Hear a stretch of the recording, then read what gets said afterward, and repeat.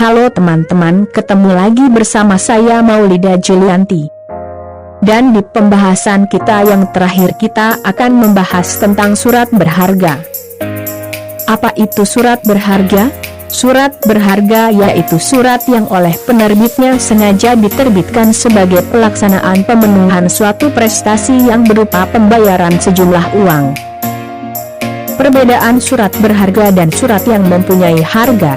Yang pertama ada surat berharga ialah 1. Haknya bersifat objektif. 2. Dapat diperdagangkan. 3. Pemiliknya dapat berganti. 4. Contoh, wesel, cek, DLL. Dan perbedaan dari surat yang mempunyai berharga ialah 1.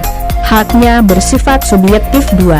Tidak dapat diperdagangkan. 3. Pemiliknya hanya yang namanya tercantum. 4. Contoh, SIM, KTP, DLL.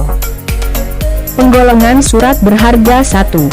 Surat berharga yang mempunyai sifat kebendan, yaitu suatu surat berharga yang di dalamnya terkandung hak atas pemilikan barang tertentu yang tercantum dalam surat berharga tersebut.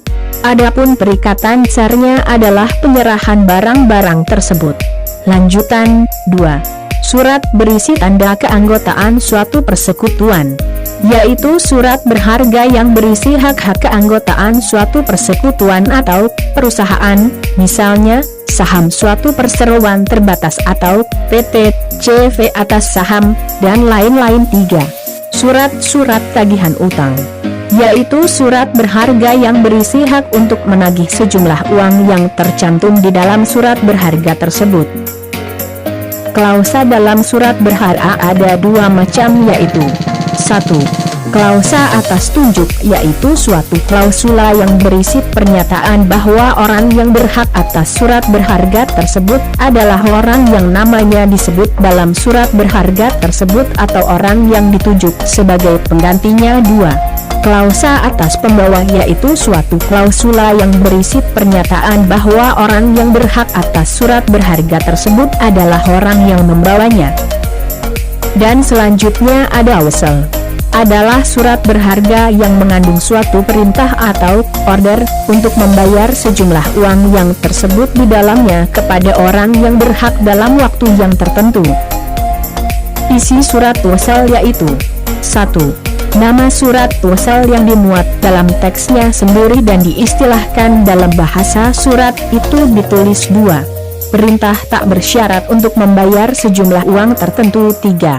Nama orang yang harus membayarnya. 4. Penetapan hari bayarnya. 5. Penetapan tempat pembayaran dilakukan. 6. Nama orang yang akan menerima pembayaran. 7. Tanggal dan tempat wesel ditarik. 8. Tanda tangan orang yang mengeluarkannya. Akseptasi yaitu suatu lembaga dalam hukum wesel yang berisi persetujuan atau kesanggupan tertarik untuk membayar wesel pada hari bayar.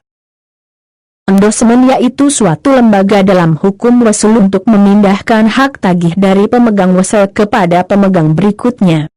Caranya yaitu dengan menulis pernyataan pengalihan pada bagian belakang wesel tersebut. Cek.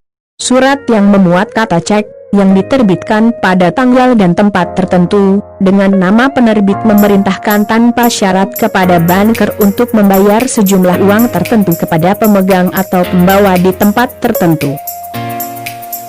Dan ini adalah perbedaan cek dan wesel. 1. Wesel. 1. Fungsi alat pembayaran kredit. 2. Waktu lebih dari 1 tahun. 3. Waktu pembayaran pada waktu tertentu. 4. Tertarik bankir atau non-bankir. 5. Akseptasi ada 6. Klausula atas tunjuk dan kalau cek ialah 1. Fungsi alat pembayaran tunai. 2. Waktu 70 hari. 3. Waktu pembayaran pada waktu diperlihatkan. 4. Tertarik harus selalu bankir. 5. Akseptasi tidak ada. 6. Klausula atas pembawa. Giro ialah surat perintah nasabah yang telah distandarisir kepada bank penyimpan dana untuk memindah bukukan rekening yang bersangkutan kepada pihak penerima yang disebutkan namanya pada bank yang sama atau bank lainnya. Baiklah teman-teman, sekian pembahasan dari bab 8. Semoga semua ilmu yang disampaikan dapat bermanfaat buat teman-teman semua. Terima kasih telah menonton video ini.